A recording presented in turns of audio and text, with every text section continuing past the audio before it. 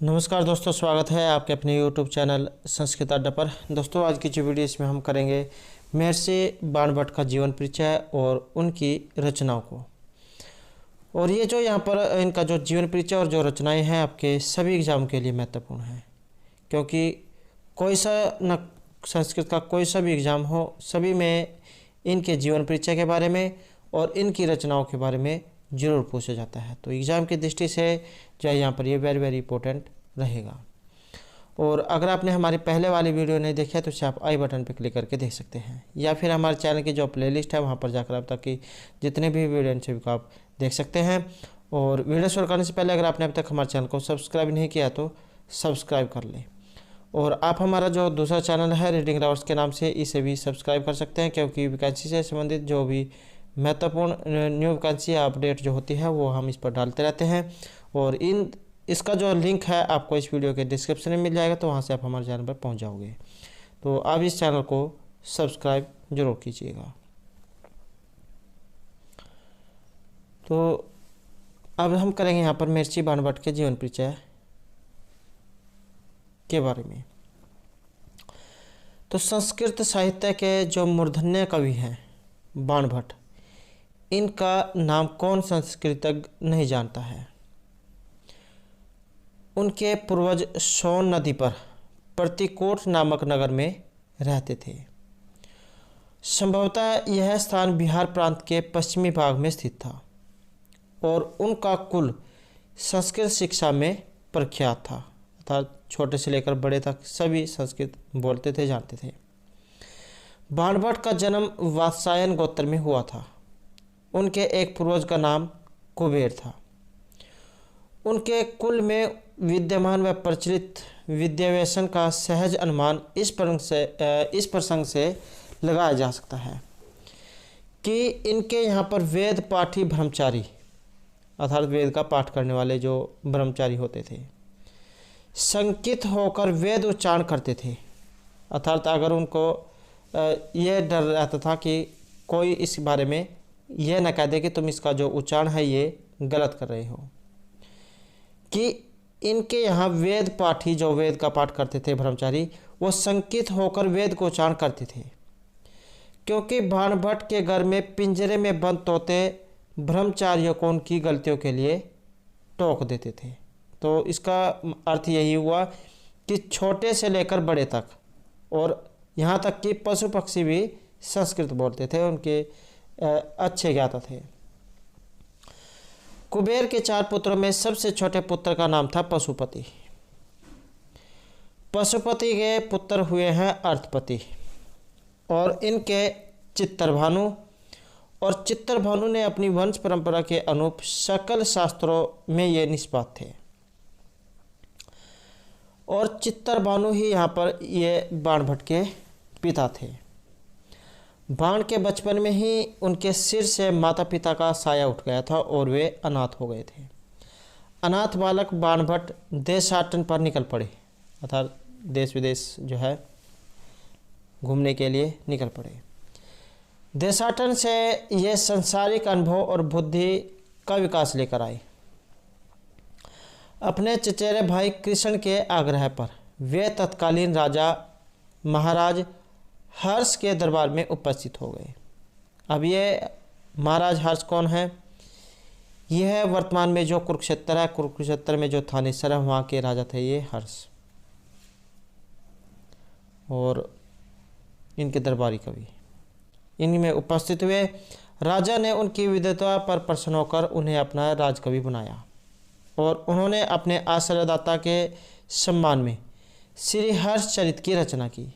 राजा हर्षवर्धन के सभा पंडित होने से बाणभट्ट का समय 7वीं शताब्दी का प्रारंभ माना जाता है। बाणभट्ट एक कुलीन संपन्न और विद्याव्यसनी परिवार से संबंध रखते थे। उन्होंने जीवन में कभी अभाव नहीं देखा था और उनके 2 पुत्र बताए जाते हैं कुछ विद्वानों के अनुसार। अपूर्ण कादम्बरी को पूर्ण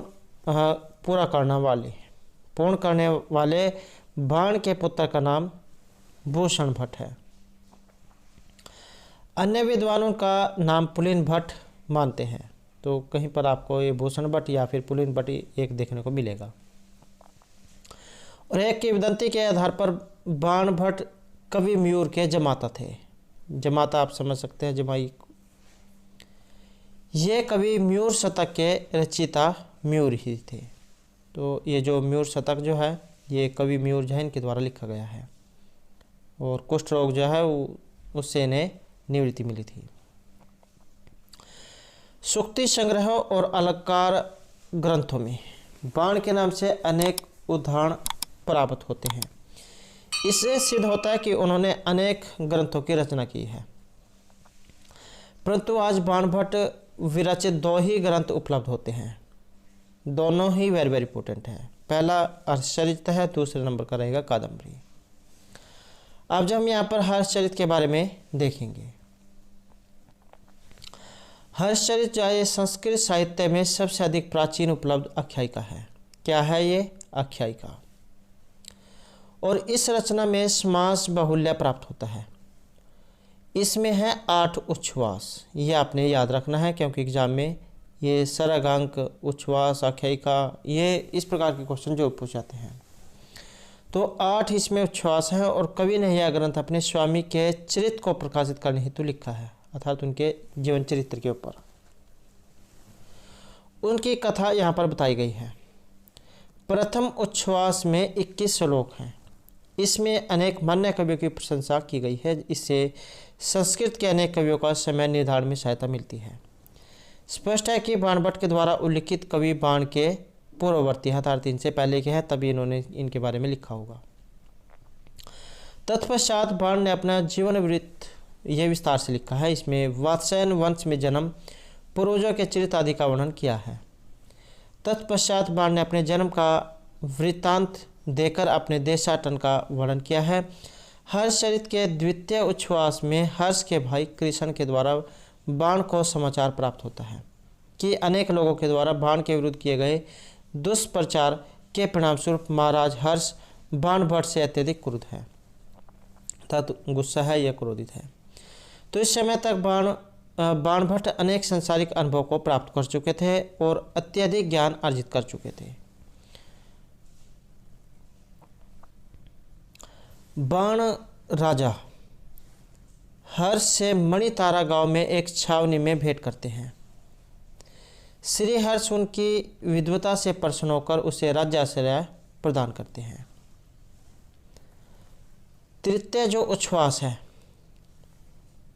इसमें वर्णन है कि बाण भट्ट अपने घर लौट जाता है और अपने चचेरे भाई के, चचेरा मतलब चाचे का, चचेरे भाई के अनुरोध पर वह श्री हर्ष चरित का विस्तार से बखान करता है। प्रारंभ में श्रीकंठ जनपद, उनकी राजधानी थानेसर तथा वंश के संस्थापक पुष्यभूति का विस्तार से वर्णन प्राप्त होता है। तत्पश्चात तांत्रिक साधनों में उनके सहायक भैरव आचार्य का वर्णन है। उसके बाद जो यहाँ पर चतुर्थ उच्छ्वास है इसमें वंश का संक्षिप्त वर्णन है। यहाँ पर प्रभाकर वर्धन के प्रथम पुत्र राज्यवर्धन के जन्म का विस्तार से वर्णन है। तब श्री हर्ष तथा राज्यश्री के जन्म का विस्तृत वर्णन है। यशोमती का भाई अपने पुत्र भंडी को राजकुमारों का साथी बनाता है और गृहवर्मा के साथ राज्यश्री का विवाह राजसी वैभव से संपन्न होता है। तो गृहवर्मा के साथ राजश्री का विवाह। उसके बाद है पंचम उच्छ्वास। इसमें राजकुमारों की विजय गाथा का आरंभ होता है। होनों पर विजय प्राप्त करने के लिए राज्यवर्धन हर्ष और सेना के साथ प्रस्थान करते हैं। इधर हर्ष पिता की असाध्य बीमारी का समाचार पाकर राजधानी लौट जाता है। प्रभाकर वर्धन की मृत्यु हो जाती है, परंतु उसकी मृत्यु के पूर्व ही यशोवती सती हो जाती है। अब जो छठा उच्छ्वास है इसमें हर्ष के राज्य तिलक का वर्णन प्रारंभ होता है। इधर राज्यवर्धन शशांक के हाथों मारा जाता है। ये जो राज्यवर्धन है इस शशांक के हाथों मारा जाता है और गृहवर्मा की मृत्यु हो जाती है तथा मालव नरेश राज्यश्री को बंदी बना लेता है। हर्ष इसका बदला लेने की प्रतिज्ञा करता है। उसके बाद है यहाँ पर सप्तम उच्छ्वास। इसमें श्री हर्ष के दिग्विजय का रोचक वर्णन प्राप्त होता है। यहाँ प्रागज्योतिश्वर भास्कर वर्मा का दूत हंस वेग भेंट देता है और मैत्री का प्रस्ताव रखता है, अर्थात मित्रता का। तब हर्ष मालव पर विजय प्राप्त करता है। उसके बाद है यहाँ पर अष्टम उच्छ्वास। इसमें हर्ष अपनी बहन राज्यश्री को खोजने का यत्न करता है। तो हर्ष की बहन थी है राज्यश्री।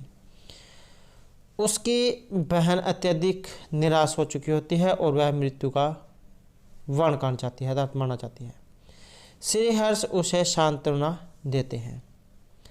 हर्षचरित मात्र कोई घटना प्रधान इतिहास नहीं है, पितु साहित्यिक शैली में निबंध एक रोचक वर्णनात्मक प्रबंध काव्य है। इस काव्य का आधार श्री हर्षवर्धन का इतिहास प्रसिद्ध जीवन है और इस इतिवृत्त को कवि ने अपनी प्रतिभा के बल पर अलंकृत करने में कोई कसर नहीं छोड़ी है। अतः यह काव्यात्मक आख्यायिका अपनी विशिष्ट काव्य प्रकार का आदर्श मानी जाती है और इसका जो मुख्य रस है ये वीर रस है। प्रसंग वंश करुण रस के उन्मेष में कवि सिद्धहस्त हैं। अब है यहाँ पर इनका जो दूसरा काव्य है ये कादम्बरी। बाणभट्ट की ये यहाँ पर द्वितीय रचना है और इसकी कथा एक जन्म से संबंध न होकर चंद्रापीड़ और पुंडरीक के 3 जन्मों से संबंध रखती है। कादम्बरी के प्रारंभ में विदिशा के राजा शूद्रक के प्रभाव का वैभव का वर्णन है। यहाँ जो ये इसमें सार आएगा, इसमें से बहुत से क्वेश्चन ऐसे हैं जो बार बार एग्जाम में पूछे जाते हैं, तो आपने इन सभी को ध्यान से पढ़ना है। तो जैसे यहाँ पर कादम्बरी के प्रारंभ में विदिशा के राजा हैं शूद्रक, ये आपने याद रखना है। ये शूद्रक कहाँ के राजा थे? विदिशा के। तो विदिशा के राजा शूद्रक को लेकर उपस्थित होती हैं। उस सुख का नाम वैशंपायन था। तो सुख का नाम क्या था? वैशंपायन। यहाँ से कादम्बरी की कथा प्रारंभ होती है। सुख मतलब तोता, जिसका नाम था वैशंपायन, ये कादम्बरी की कथा विस्तार से राजा शूद्रक को सुनाता है। तो कौन कथा किसको सुनाता है? ये जो सुख नामक जो वैशंपायन था तोता, ये कादम्बरी की कथा विस्तार से किसको सुनाता है? राजा शूद्रक को, जो कहाँ का राजा था? विदिशा का। सुख राजा जबाली के आश्रम का रोचक वर्णन करता है। तो जबाली के आश्रम का। तब जबाली के द्वारा वर्णित राजा चंद्रपीड़ और उनके मित्र वैशंपायन की कथा आती है। राजा चंद्रपीड़ दिग्विजय के उद्देश्य से घर से निकल पड़ता है और हिमाचल प्रदेश में पहुंच जाता है, हिमालय प्रदेश में पहुंच जाता है। तब चंद्रपीड़ अच्छोद नामक एक तालाब के पास पहुंच जाता है। तो ये कहाँ पर है? इसका वर्णन कादम्बरी में, ये भी एग्जाम में पूछ जाता है। चंद्रपीड़ अच्छोद नामक एक तालाब के पास अर्थात सरोवर जहाँ पहुँच जाता है, जहाँ वह महाश्वेता के माध्यम से कादम्बरी से परिचय प्राप्त करता है। परस्पर 4 आंखें होते ही दोनों में प्रेम हो जाता है। अब 4 आंखें कैसे?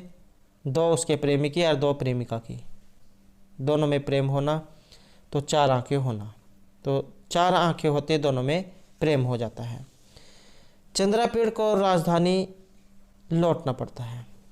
तब पत्थर लेखा कादम्बरी के प्रेम का संदेश लेकर आती है और चंद्रपीड़ महाश्वेता के पास पहुंचता है तथा अपने प्रिय मित्र वैशंपायन के कष्ट का समाचार भी जान लेता है।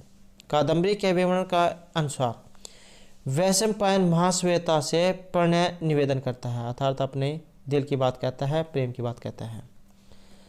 महाश्वेता न केवल उसके प्रणय निवेदन को ठुकरा देती है, वो जो उससे अपने प्रेम की बात कहता है तो उसे ठुकरा देती है, अपितु श्राप के द्वारा वैशंपायन को तोता योनि प्राप्त होती है। श्राप दे देती है तो उसके बाद ये तोता की योनि में चल जाता है।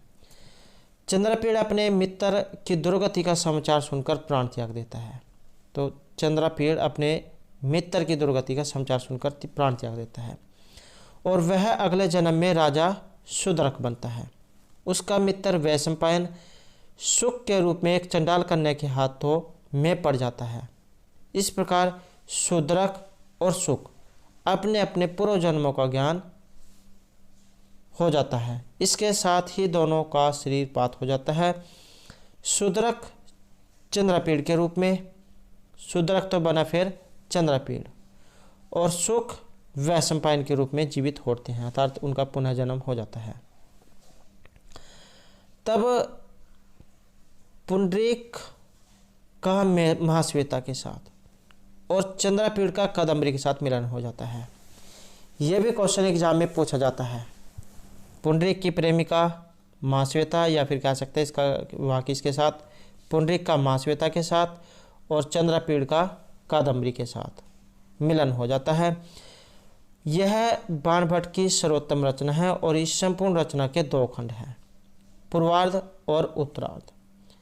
आकार की दृष्टि से पूर्वार्ध बड़ा है और एक किंवदंती के अनुसार पूर्वार्ध कवि बाणभट्ट की रचना है और उत्तरार्ध उनके पुत्र पुलिन भट्ट या फिर आप कह सकते हैं भूषण भट्ट उनकी रचना है। और ये ऐसा क्यों हुआ था, यहाँ पर ये एक श्लोक के माध्यम से बताया गया है। द्रष्टव्य कि याते दिवम पितृ तद वश्य एव सार्धम विच्छेदम आये भुवि यह तो कथा प्रबंध है दुखम सत्ताम तद समाप्तिम कृतम विलोक्य प्रारब्धम एव समय न कवि दर्पात। कि पिता के इस संसार से चले जाने पर प्रस्थान करते ही कि पिता के इस संसार से प्रस्थान करते ही उनके वचन के साथ यह कथा प्रबंध संसार में बिखर गया। याते दिवंगत होना, यहाँ पर मतलब मृत्यु होना, कि उनके पिता के संसार से प्रस्थान करते ही उनके वचन के साथ यह कथा प्रबंध संसार में बिखर गया और दुखम सत्ताम तद समाप्तिम कृतम विलोक्य। और उन सज्जन जो व्यक्ति थे उनको उनके दुखों को देखकर, सज्जनों के दुखों को देखकर तद समाप्तिम कृतम विलोक्य, और इसे समाप्त न हुआ देखकर तब मैंने इसका प्रारब्धम एवं मया, तब मैंने इसे शुरू करने का निश्चय किया। और न कवि दर्पात, न कि कवि तव के घमंड से, कि पिता के इस संसार से प्रस्थान करते ही उनके वचन के साथ यह कथा प्रबंध संसार में बिखर गया और इसके असमाप्त न होने के कारण सज्जनों के दुख को देखकर ही मैंने इसे आरंभ किया, कविता के घमंड में नहीं। पहला भाग जो है ये इनके पिता जो है वो लिख देते हैं, लेकिन बीच में मृत्यु हो जाती है, तब सज्जनों को दुख लगता है क्योंकि वो इसका उत्तरार्ध भाग जानना चाहते थे। तब उत्तरार्ध भाग जो इनके पुत्र ये इसको पूरा करते हैं। तो यही बात यहाँ पर कही गई है कि मेरे पिता की मृत्यु हो जाने पर ये जो काव्य जो था ये बिखर गया था और जो सज्जन जो थे वो इससे दुखी थे क्योंकि ये समाप्त नहीं हुआ था। तब मैंने इसको समाप्त करने का निश्चय किया, न कि किसी कविता के घमंड के कारण। तो कादम्बरी में भाषा और भाव दोनों का उचित सम्मिलन यहाँ पर परिलक्षित होता है। कादम्बरी संस्कृत के गद्य मुकुटमणि है, यह विंध्याटवी का विकट वर्णन है। तो कहीं सबर सैन्य का रोमांचकारी वर्णन है, कहीं आध्यात्मिकता के ज्वलंत निदर्शन और कहीं परम पावन आश्रम की नैसर्गिक छटा का मन भावन वर्णन है। वर्णन कला में बाणभट्ट अद्वितीय है, उनकी कादम्बरी उत्कृष्ट कोटि का गद्य काव्य है। तो दोस्तों ये थे हमारे आज के यहाँ पर महर्षि बाणभट्ट का जीवन परिचय और उनकी 2 ये वेरी इंपॉर्टेंट जो रचनाएं हैं, हर्षचरित और कादम्बरी। और दोस्तों अगर आपने अभी तक हमारे चैनल को सब्सक्राइब नहीं किया तो सब्सक्राइब कर लें और हमारे साथ अंत बनाने के लिए धन्यवाद।